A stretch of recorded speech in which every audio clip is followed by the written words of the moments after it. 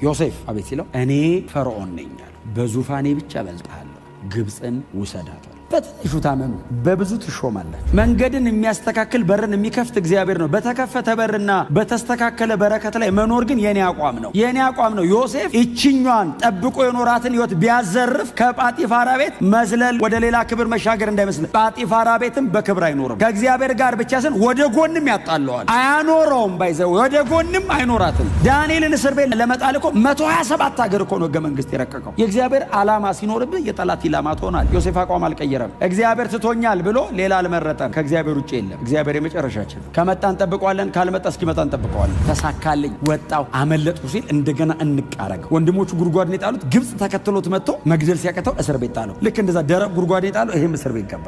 እንዴት አድካሚ ነው! በጣም ቦሪንግ ነው። ሪል ላይፉ ላይ ከገባችሁ 10 ምናምን ዓመት ምንም ሳትበድል በንጽህና እየኖርክ እግዚአብሔር እግዚአብሔር እያልክ በድለ ቢሆን ወንጀል ሰርተ ቢሆን ኃጢአት አድርገ ቢሆን እሺ ይበላኝ ትላለህ። በንጽህና ሰው እየኖረ 13 ዓመት በቅድስና እግዚአብሔር እግዚአብሔር እያለ እየጸለየ እየተጋ ጽድቄን ቅድስናን አላስነካም እያለ ለካ ይሰቃያል። እግዚአብሔር ከዮሴፍ ጋር ነበርና የእስር ቤቱ አለቃ አይቶት ዮሴፍን በእስር ቤቱ ላይ ሾሞ ይላል። አያውን ተደባድቦ ነው አሁን እስር ቤት ታቦ የሚሆን። ዮሴፍስ በጽድቅ ኖሮ ነው ካቦ የሚሆን። ይኸውላችሁ ትላንትና ማለፋችን ዋስትና አይደለም። ዛሬም ማለፍ አለብን። ነገም ከመጣ ማለፍ አለብን። እስከ መቼ? እስከ መጨረሻ ትንፋሻችን ቁርጥ እስኪል አቋም እንዳቀየሩ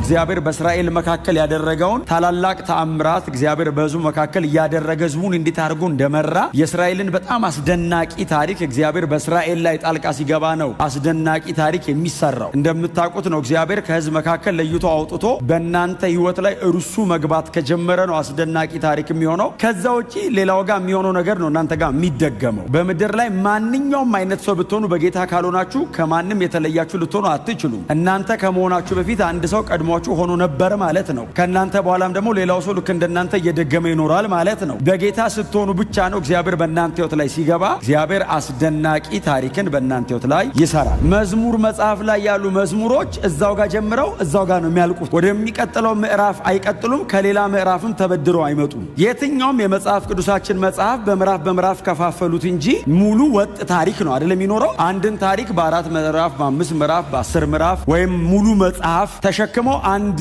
ታሪክ ይዘው ሊሄዱ ይችላሉ። በመዝሙረ ዳዊት ውስጥ ግን የምታገኙት እግዚአብሔር ሆይ ተመስገን ብሎ ይጀምራል። ጠላቶቼ በረቱብኝ ይላል። አታየኝም ወይ ይላል። ነፍሴ እስከ ሞት ተላልፋ ተሰጠች ይላል። እግዚአብሔር ደረሰልኝ ይላል። አዳነኝ ይላል። ክብር ይግባው ብሎ ይጨርሳል። በዮሴፍ በኩል እግዚአብሔር ያደረጋቸው ነገሮች ቀጥሎ የዮሴፍ ጽናትና ትዕግስት በመዝሙረኛ ውስጥ በደም ፍንትው ብላ ቀርባለችና በባርነት የተሸጠውን ዮሴፍን ከነርሱ አስቀድሞ ላከ። ለምንድነው ታሪክ አቀዳደመው የሚጽፉት? መዝሙረኛው ሲጽፈው መሲያኒክ ፕሮግራም ገብቶት ነው የሚጽፈው። አሁን ዮሴፍ የሚባል አንድ ግለሰብ ግብፅ ሀገር ገብቶ መከራውን በልቶ ታግሎ በኋላ ላይ ከታገሉ አይቀር ማሸነፉ አይቀርም ተብሎ ነገሰ የሚል ታሪክ የለውም የመዝሙሩ ጸሐፊ። የመዝሙሩ ጸሐፊ ከዮሴፍ መንገስ ጋር ብቻ ሳይሆን እስራኤል ግብፅ ከመውረዱ ጋር እግዚአብሔር ከማዳኑ ጋር እንደ ኔሽን ነው የሚያስበው፣ እንደ ግለሰብ አያስበው። ትዝ የሚላችሁ ከሆነ የ17 ዓመት ልጅ ነበር ይልና አባቱ ከልጆቹ መካከል በጣም ስለሚወደው ምንም ህልም አላለመም። የተለየ እግዚአብሔር ፕሮግራም እንዳለበት አባቱም አላወቀም። ዮሴፍ የሚያውቀው ነገር የለም። ግን አባቱ ከልጆቹ መካከል ይወደው ስለነበር ጌጠኛ ቀሚስ ገዝቶ አመጣለት ይላል። እንኳን እንደዚህ አልብሳችሁት እንዲሁም ቆንጆ ነው ወስዶ አባትየው ጌጠኛ ልብስ ሲያለብሰው ወንድሞቹ አዩት ይላል። ቀኑ ይላል። አባቱ የተለየ ነገር ለሱ ብቻ እንዴት ያደርጋል ብለው ቀኑበት ይልና ሊያስጌሩበትም ጀመሩ ይላል። እግዚአብሔር ነገር ፍለጋ የጀመረው አባትየው የተለየ ፌቨር ለልጁ እንዲያደርግ ጀምሮ ነው። ተበሳጩ። ሊያሴሩበት ሲጀምሩ እግዚአብሔር ትንሽ ቆይቶ ለልጁ ህልም አሳየ። የአባቱ ቀሚስ ነው ያናደዳቸው። መለኮትም አይኑን አድርጓል እዚህ ልጅ ላይ እና ህልም አይቼ በጠዋት መጣ ተነስቶ ወንድሞቼ ኑ አለ። እሱ የወንድምነት ልብ ነው ያለው። እንደዚህ እንደሚያሴሩ አያውቅም። እሺ ብለው ተሰብስበው ሄዱ። ምንድነው? ህልም አለምኩ አለ። ምን አየህ? የጠየቀው ማን ነው? ይሁዳና ሮቤል። የእናንተ 11 ነዶ በእኔ ነዶ ፊት አለ ሰገዱልኛል። አሃ የእኛ ነዶ ለአንተ ነዶ ሰገደ አሉት። እንዲሁም ጀምረዋል ማሴር። ልትነግስብን ትፈልጋለህ እንዲህ አሉት። አረ እኔ እንደሱ አላሰብኩም። ትርጉሙ እንደሱ ነው እንዴ? ቢያቅማ አያወራም። አያምልጣችሁ። ግን እግዚአብሔር ባለው ሰዓት ሲሆን ትክክል ነው አይደል? አሁን ለተገኘው በሙሉ አይወራም። ሲነግራቸው ሊነግስብን ነው ብለው አሰቡ ይላል። ሊያሴሩበት ሲጀምሩ እንደገና መጽሐፍ ሲናገር ድጋሚ ህልም አየ። 11 ኮከብ ፀሐይና ጨረቃን ጨምሮ ሲሰግዱለት ደግሞ አየ። ከዛ አባቱን ጠራው። አባቴ አለው። አቤት አለ። ወንድሞቼ ነው አላቸው። ዛሬ ደግሞ እንደገና ህልም አየሁ አለ። ምን አየ አሉት። 11 ከዋክብት ፀሐይና ጨረቃን ጨምሮ ፊቴ ሰገዱ አለ። መጽሐፍ ሲናገር ወንድሞቹ አይደሉም፣ አባቱ ገሰጸው። እስራኤልም ነገሩን በልቡ ግን ያዘው ይላል። እግዚአብሔር ይህን ልጅ ምን ሊያረገው ነው አለ። ታውቃለህ ለምን መሰለ? ወንድሞቹ ገና ናቸው። ይሄ ግን በብዙ መንገድ እግዚአብሔርን ያውቀዋል። እሱን እግዚአብሔር እንዴት አድርጎ በተለያየ መንገድ እንደዚህ አይነት ዲቫይን ፕላን ውስጥ እንዳመጣው ያውቃል። እግዚአብሔር ከዚህ ልጅ ጋር ጉዳይ ያለው እንዲህ ብሎ ነገሩን በልቡ ይዞ ይጠብቀው ጀመር ይላል። እግዚአብሔር ስራውን ጀመረ በይፋ። አይ ቲንክ ዮሴፍም አልገባውም፣ ወንድሞቹም አልገባቸውም፣ አባቱ እስራኤልም አልገባውም፣ ማንም አልገባውም። እግዚአብሔር ከላይ ታሪክን ተቆጣጥሮ ስራውን እየሰራ ነው። ሉዓላዊ አምላክ ነው። የወደደውን ሲያደርግ ለእኔ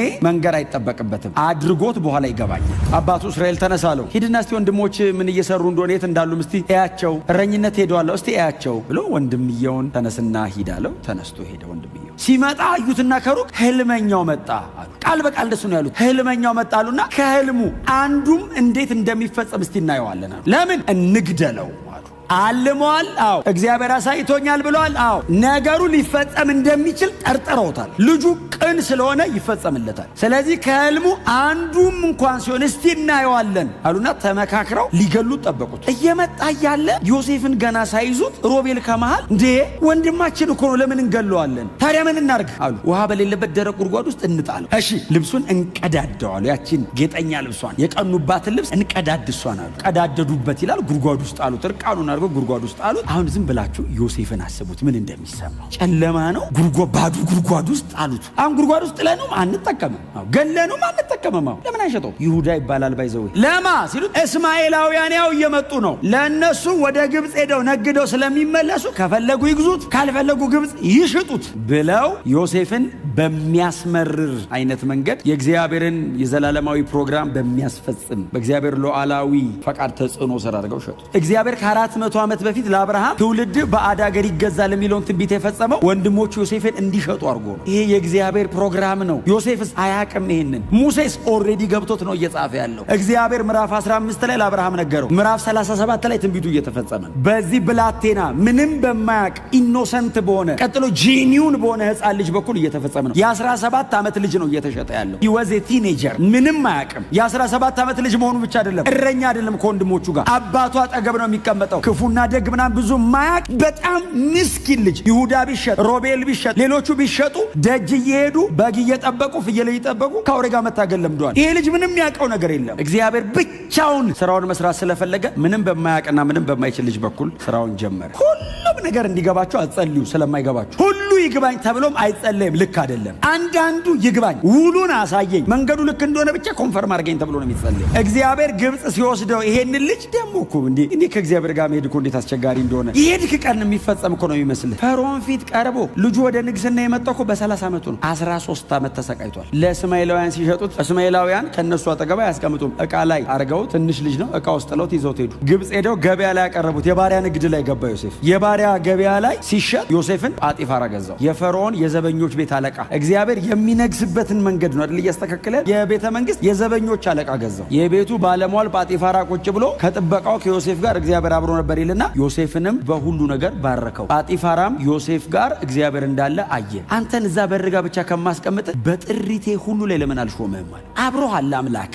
በር ላይ ቁጭ ብለ ቤቴ ተባረካል። ዮሴፍ በሩ ላይ ቁጭ ብሎ ጥበቃ እኮ ነው። እግዚአብሔር የጳጢፋራን ቤት በውስጥም በውጭም ባረከው ይላል። ጳጢፋራ ግብፃዊ ነው፣ የሚያመልከው ፈርዖንን ነው። ዮሴፍ ዕብራዊ ነው፣ የሚያመልከው እግዚአብሔርን ነው። እግዚአብሔር ስለ ዮሴፍ ብሎ ግብፃዊውን ባረከው። እግዚአብሔር ስለ እናንተ የማይመለከተውን ይንካ። በዛ ምክንያት እግዚአብሔር ምርኮ አድርጎ ይስጣችሁ። ሰውን ቸርች ይዛችሁት የምትመጡት በዚህ መሆን አለበት። እግዚአብሔርን አንተ ጋር አይቼዋለሁ። አንተ ውስጥ ያለ ሰላም ይገርማል። ፖዚሽናሊ ትልቅ ሊሆን ይችላል። አንተ ከስሩ ልትሆን ትችላለህ። እግዚአብሔር አብሮ ካለ ትቀያየራለህ። ምን ማለት ነው? አንተ የእሱን ቦታ ትይዛለህ ማለት ነው። እሱ አንተ ጋር መጥቶ ጌታን ይቀበላል። መቼም የጳጢፋራን ቦታ ዮሴፍ አልያዘም። ዮሴፍ የጳጢፋራን ቦታ አይመኝም። ጳጢፋራም ናና ቦታዬን ያዝ አይደለም ያለው። እግዚአብሔር ካንተ ጋር ነው እና በጥሪቴ ላይ ሁሉ ልሹም። ከምን በቀር? ከሚስትህ በቀር። አረፈ። ሰውየው አረፈ። እግዚአብሔር በሱ ምክንያት ባረከ። ዮሴፍ ይሳካለት ጀመር፣ መንገዱ ይቀና ጀመር። ስለዚህ እግዚአብሔር ያለኝን ነገር እምወርስበት መንገድ ይሄ ሊሆን ይችላል። እግዚአብሔር ባርኮኝ ያለኝን ነገር በሙሉ አስተካክሎ ንብረት ተሸክሜ ቤተሰቦቼን ለመጠየቅ እሄዳለሁ። ወንድሞቼ ሲሰግዱልኝ አይቻለሁ በህልሜ። አዎ ተሸክሜ ይዤ እጄ አሰግዳቸዋለሁ ይላል። ኖ ዌይ እግዚአብሔር አንተ ሄደ ሳይሆን እነሱ መጥተው ይሰግዳሉ ነው ያለው። ስለዚህ እሱ ወደ ከናን አይመለስም፣ እነሱ ወደ ግብጽ ነው የሚመጡት። ዮሴፍ ቢገባውም የእግዚአብሔር አጀንዳ በህይወቱ ላይ እንዳለ ቢረዳም ነገሩ ግን እንዲቀላል አልነበረ። በቃ እየተባረከ ነው ዮሴፍ፣ እየተባረከ ነው። የመጀመሪያው በረከት የእግዚአብሔር አብሮነት ነው። ቀጥሎ ደግሞ የሰው ልብ እየሰጠው ነው እግዚአብሔር፣ እንዲወደድ አደረገው። ከዛ የጳጢፋራ ሚስት ወደደችው፣ አይኗን ጣለችበት ይላል መጀመሪያ። ከዛ ወደደችው። ከዛ አብረን እንተኛ ብላ አስጨነቀችው ይላል። ምንድን ነው ያላት? አይ ይህንን አላደርገው አላትና መጀመሪያ በስነ ስርዓት ነው ያዋራት። አያሌ ቀን ነዘነዘችው ይላል። ከዛስ ዮሴፍ እምቢ ብሎ በጸና ጊዜ አንድ ቀን ማንም እንደሌለ ስታይ መንገዱን እያቀናለት ያለው እግዚአብሔር ነው። እዚህ መንገድ ላይ መኖር ግን የሱ ነው። መንገድን የሚያስተካክል በርን የሚከፍት እግዚአብሔር ነው። በተከፈተ በርና በተስተካከለ በረከት ላይ መኖር ግን የኔ አቋም ነው፣ የኔ አቋም ነው። ዮሴፍ ይችኛዋን ጠብቆ የኖራትን ህይወት ቢያዘርፍ ከጳጢፋራ ቤት መዝለል ወደ ሌላ ክብር መሻገር እንዳይመስል። ጳጢፋራ ቤትም በክብር አይኖርም። ከእግዚአብሔር ጋር ብቻ ስን ወደ ጎንም ያጣለዋል፣ አያኖረውም። ባይዘው ወደ ጎንም አይኖራትም። ወደ ላይ ብቻ አይደለም፣ መስመሩን ጠብቆ እየኖረ ያለው ከእግዚአብሔር ጋር ላይን አፕ አድርጎ ነው። ህይወቱን ከእግዚአብሔር ጋር ገጥሞ ነው። ወደ ጎን ያለው ነገር የሚያስተካክለው ወደ ላይ ባለው መስመር። የሶምሶን አይነት ኃይል ዮሴፍ ላይ ቢኖርና እንደዚህ አይነት ዲሲፕሊን ላይ የአይነት ኃይል ቢወርድ በስማ ዮሴፍ አገር ነው ተሸክሞ የሚሮጠው። ሶምሶን በዛ አይነት የህይወት አቋም በወረደበት ኃይል የከተማ ቅጥር በር ከነቀለ በእንደዚህ አይነት የጽድቅ አቋም እንዲህ ነበር ታሪክ የሚገለብጠው። ማንም የለም አለች። እውነቷን ነው። የእሷ አምላክ ጭንቅላቱ እግሩ ምናምን በሰው እንትን የተቀረጸ የሆነ ቤት የሚቀመጥ አምላክ፣ ለጣዖቷ ለመስገድ የሆነ ክፍል ነው የምገባው። ዮሴፍ አምላክ የትም አለ። እኔ እሱን ለብቻው አየዋለሁ፣ እናንተ ግን በእኔ ነው የምታዩት አላት። እግዚአብሔር መኖሩ የሚታየው በዮሴፍ ነው። ግብጽ ውስጥ አላደርገውም ሲላት አንድ ቀን አይደል፣ ባለፈው ተናገርኩ እኮ ደሊላ ወዳው አይደለም እስኪሞት ነው። ጸጉሩ ተላጭቶ ኖርማል ሲሆን ውሰዱት አለች። ብሯን ተቀብላ ሄደች። ዮሴፍ ገብቶታል። ኖ አንድ ቀን ይሄን ስትለው እሱም ይሄን ሲመልስላት ያየኛል ሲላት እንግዲያው ብላ ያዘችው። ስትይዘው ልብሱን ትቶ ሮጠ። ሲሮጥ ያውቀዋል። ባዕድ አገር ምጻተኛ ነው። ቀጥሎ ከጥበቃነት ነው ቤቱ ላይ የተሾመው። ያውቀዋል መከራውን፣ ሲቃዩን ያውቀዋል። ለዛውም የቤተ መንግስቱ የጥበቆቹ ማለት እንኳን በድለ እንኳን ወንጀል ሰርተ እንዲሁም ሰርሰር ይሏል ጳጢፋራ። እንዲሁም በቃ ሲያይ ራሱ ላስገባው እንኳን ቤቱ እገዛ ቤቱ ወንጀል ሰርተ ሚስቱ ይዛ ጠበቀችዋ ልብስ። መጀመሪያ የቤቱን ሰዎች ሰበሰበችላል። ይሄ እኮ ዕብራዊ ሊያስነውረኝ ሲል ስጮህበት ልብሱን ጥሎ ሮጠ ብላ አሳየች። ወዳው ቢሆን እንዲያታረገው ድካሙን ሸፍና እንደምንም አድርጋ ነው የምትይዘው። ልትገለው ፕሮግራም እንዳደረገች የምጠቀም ሪቬንጅ ፕላን አደረገች። ነገሩ በሰላም ካልሆነ እበቀለዋለሁ አለች። አስገድሏል። ወንድሞቹ ሊያስገድሉ ሲሉ አስመልጦታል። ግብጽ ድረስ ተከትሎት መጣ ሰይጣኑ። ይኸውላችሁ ትላንትና ማለፋችን ዋስትና አይደለም። ዛሬም ማለፍ አለብን። ነገም ከመጣ ማለፍ አለብን። እስከ መቼ? እስከ መጨረሻ ትንፋሻችን ቁርጥ እስኪል አቋም እንዳቀይሩ። ቁጥር 18 ጀመረ አይደል? እግሮቹ በእግር ብረት ደከሙ፣ እጆቹ ተላላጡ የሚለው ቃል ጀመረ። ጳጢፋራ ማታ ሲመጣ ነገረችው። ይሄ እዚህ ቤት ላይ የሾምከው ሰውዬ ያዋተም የሱ እኮ ነው። ጨርቅ ሊያስነውረኝ ሲል ስል ሰዎች ሲመጡ እኮ ልብሱን ጥሎ ሮጠ። ሁለት ያልሰማትም ዮሴፍን ጠርቶ አልጠየቀውም። እንኳን አልጠራው እንኳን አላስረዳ። ከእግዚአብሔር ጋር ወግኖ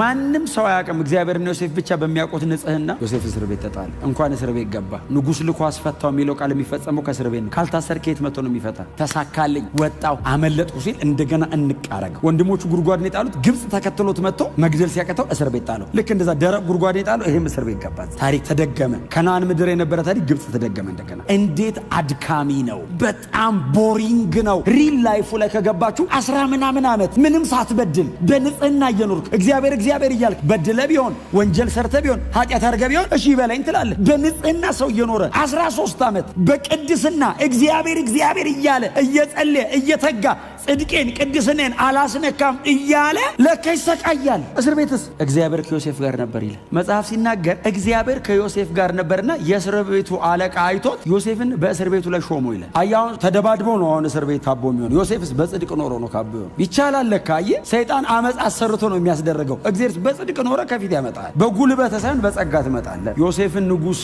ወንበር ላይ ሊያስቀምጠው ሲፈልግ ወንበሩን ብቻ ሳይሆን እግዚአብሔር እያዘጋጀ የነበረው ዮሴፍ ወንበሩን የሚመጥንበትንም ህይወት እያዘጋጀ ነው። በልጅነቱ ቢቀመጥ አይመጣውም ግብፅን መምራት። ስለዚህ እግዚአብሔር ይሄ ልጅ ማቹር እንዲያደርግ 13 ዓመት አስቀመጠ። ወንበሩ የጭንቅላት እውቀት ብቻ ሳይሆን ማቹር ማድረግ የሚጠይቀው ስለነበር አበሰል። ከዛ ሰጥ። ከእስር ቤት ወደ ቤተ መንግስት በቀላሉ አይካሄድም። መንገድ አለው። በጣም ተፈተ የተወሰነ መቆይተ ደህና መሆን ታውቆ ተምረ ነው የምትሄደው። ዮሴፍ የተፈታ ቀን ነው ቤተ መንግስት የገባው። የገባበት ቀን ነው በዛ የነገሰው። ዮሴፍ አቋም አልቀየረም። እግዚአብሔር ትቶኛል ብሎ ሌላ አልመረጠም። ከእግዚአብሔር ውጭ የለም። እግዚአብሔር የመጨረሻችን። ከመጣ እንጠብቀዋለን፣ ካልመጣ እስኪመጣ እንጠብቀዋለን። በሆነ በዙሪያቸው ያለው ቻሌንጅ አይደለም። ነገ ነገስታት ይኸው ተገዙ እኮ ነገስታት። ግብፅ ማለት በዛ ዘመን ዘንድሮ በየትኛው ሀገር ልትመሰል እንደምትችል አላውቅም። እጅግ በጣም ግዙፍ ናት ግብፅ። ዮሴፍም ተጠራ፣ ተነገረው። ይነገረው 7 የክብር ዓመት፣ 7 የብልጽግና ዓመት፣ 7 እጅግ የበረከት ዓመት ይመጣል አሉ። ከዚህ 7 ዓመት በኋላ ሌላ 7 የረሃብ የችግር በምድር ላይ ታይቶ የማያውቅ ድርቅ በሙሉ በዓለም ላይ ይመጣል። ግብፅ ላይ እንዳይመስላለው ዓለም ላይ ይመጣል። ስለዚህ ንጉሥ ሆይ አለው በ7ቱ ዓመት የብልጽግናው ዘመን 7ቱን ዓመት ረሃብ የሚያሳልፍ ነገር አከማች፣ ለጠቢባንህና ለባለሟሎቹ ይህንን እንዲያደርጉ ምከር አለና ጆሲ ህልሙን ተርጉሞ ጨርሶ ሊወጣ ሲል የት ነው የምትሄደው? ያው ከእስር ቤት ነው ያመጡኝ ወደ እስር ቤት ሲል ይህንን ለማድረግ ካንተ የተሻለ ማን አለ? ዮሴፍ አቤት ሲለው እኔ ፈርዖን ነኝ አለ። በዙፋኔ ብቻ በልጣለሁ፣ ግብፅን ውሰዳት። በትንሹ ታመኑ በብዙ ትሾማለህ። ዮሴፍ ነገሰ። 7 ዓመት ሙሉ ምግብ ሳይበላሽ ማቆየት የሚቻልበትን የማቀዝቀዣ ሲስተም ዮሴፍ ከየት እንዳመጣ አላውቅም። በዛ ዘመን የረሃቡ ዘመን ሲመጣ ስሙኝ፣ ወንድሞቹና አባቱ ምናምን ብቻ አይደለም፣ በምድር ፊት ላይ ያለ ህዝብ በሙሉ መጥቶ ከዮሴፍ ምግብ ገዛ ይላል። ያዕቆብ ማለት ነው። እስራኤል በግብፅ ምግብ እንዳለ ሰማ። ከዛ ወንድሞቹን የዮሴፍን ወንድሞች ምንድን ነው የምትጠብቁት? ቃል በቃል ሂዱና አንብቡት እናንተ። ምንድን ነው የምትጠብቁት እዚህ አላቸው። ምን እናርጋሉት? ግብፅ ምግብ እንዳለ ሰምተናል እና 10 ተነሱን ሄዱ፣ ቢንያምን አልሰጥም አለ። ዮሴፍ በግብፅ ነገሰ። ይህም ሲሆን ዮሴፍ የ30 ዓመት ወጣት ልጅ ነበር ይላል። በጣም ያንግ ነው አለ። የ30 ዓመት ልጅ ነው። የግብፅ ንጉሥ ነው። ዓለምን በሙሉ እግዚአብሔር እግሩ ስር አምጥቶ እያሰገደ ነው። ትውልዱ ሁሉ መጋቢ ያደረገው እግዚአብሔር። ወንድሞቹ መጡ። ዮሴፍ ሲያያቸው አወቃቸው፣ አልተለወጡ። እሱስ አላወቁትም ይላል። ታውቃለህ፣ እዚህ ላይ ዘውድ አለ፣ ወርቅ ምናምን። እግሩም ስር ለጥ ብለው ሰግደው እኛ ከነዓናውያን ነን ሲሉት ቃል በቃል እንደዚህ ይላል። ዮሴፍ ያየው ህልም ትዝ አለው ይላል። ፀሐይና ጨረቃን የሚያሰግደው በኃይል አይደለም በጥበብ ነው። ዮሴፍ እኮ ወንድሞቹን አዋራ ይልና ወደ ውስጥ ገብቶ አለቀሰ ይላል። በይዘው ሊገሉት እኮ ይፈልጋሉ። ስግድ ምናምን ሲሉ ወደ ውስጥ ገባ ይላል። ጠብቁኝ ብሎ አልቅሶም ወጣ ይላል። እግዚአብሔር ዓለም ላይ ረሃብ ያመጣው እነሱን ግብፅ ለማስገባት የፈርዖንን ቤተ መንግስት ገለባብጦ ዘጻትን ለመስራት ዓለምን ያስራበው አንድ ፋሚሊ ግብፅ እንዲገባ። እግዚአብሔር እኮ ከጨከነ ግሎባል ኢንፍሉዌንስ ያደርገዋል። አንተ ቤት እግዚአብሔር ለመስራት ዳንኤልን እስር ቤት ለመጣል እኮ 127 ሀገር እኮ ነው ህገ መንግስት የረቀቀው። የእግዚአብሔር ዓላማ ሲኖርብህ የጠላት ኢላማ ትሆናለህ። እግዚአብሔር ስታዲያ ሀሳብ አይቀይርም። ቢንያም ሲሄድ ዮሴፍ ሌሎቹን ወንድሞቹን እንዳዋራው ማዋራት አቃተው። አለቀሰ። ገና ሲያየው አለቀሰ። ሮጠ ይላል። አቀፈው፣ ጮኸ ይላል። እኔ ዮሴፍ ነኝ አላቸው። እግዚአብሔር ስልጣንና ኃይል ብቻ ሳይሆን ጥበብ ይስጣል። ለእስራኤል የቤተ መንግስት ሰረገላ ላከለት ይላል ወደ ከነዓን። ያዕቆብን ዮሴፍ በህይወት አለ። የት? በግብፅ ምድር ነግሷል። ምን እህል እኮ የሸመት ነው ባለፈው የላከን ስላላወቀ ነው። ልጅህ ዮሴፍ በህይወት አለ። ያዕቆብ በእርጅናዬ በመሞቻዬ ሰዓት እግዚአብሔር አለመለመኛል። ያዕቆብ ወደ ግብፅ ሲወርድ በልጁ በዮሴፍ ብቻ ሳይሆን በዮሴፍ ልጆች ተደሰተ። እኔ የእግዚአብሔር የማዳን ፕሮግራምና መሲያኒክ ላይኑ ብቻ ሳይሆን ሰዎቹ እግዚአብሔር በህይወታቸው ላይ ለሚያደርገው ለየትኛውም ነገር ለመክፈል ዝግጁ የሚሆኑት ነገር ይገርመኛል። ከዛ ፈርዖን አየውና ዮሴፍን ስም አወጣለት። አፍና ፐና ሴቪየር ኦፍ ዘ ወርልድ ማለት ነው። ባይዘው የዓለም አዳኝ ነህ። አዳን ካለምን በምን ይሄው እህል አምጥተህ። ግብፅ እኮ አልቀን ነበር፣ ዓለም አልቆ ነበር። እግዚአብሔር አንተን ልኮ አዳነን አለ። እስራኤል በምርኩዙ ተደገፈ ይላል። የዮሴፍ ልጆችን ሊባርክ ጠራ ይላል። ልጆቹን በሙሉ ባረከ ይልና ወደ አባቶቹ ተከማቸ። ዮሴፍ ምግብ ነው ያቀረበው። የ7 ዓመት ረሃብ ነው እግዚአብሔር በዮሴፍ እጅ የከለከለው። ዮሴፍ የኢየሱስ ታይፖሎጂ ነው። ዮሴፍ ጥላ ነው። የእግዚአብሔር ትክክለኛ አዳኝ ጌታ ኢየሱስ ክርስቶስ ነው። በጣም ጥቂት ከሆነች ምድራዊ ረሃብ ሳይሆን ከዘላለም ጥፋት እግዚአብሔር የታደገን በልጁ በክርስቶስ ኢየሱስ ብቻ ነው። ምናልባት ተስፋ የለኝም፣ መሄጃ የለኝም፣ ተስፋ ቆርጫለሁ፣ እንቀሳቀሽ የለኝም የምትሉ ሰዎች ካላችሁ ዛሬ ለእናንተ ተስፋ አለ። እግዚአብሔር የዓለም አዳኝ የሆነውን ልጁን ኢየሱስ ክርስቶስን ልኮልናል። በክርስቶስ እመኑ፣ የዘላለም ሕይወት ታገኛላችሁ።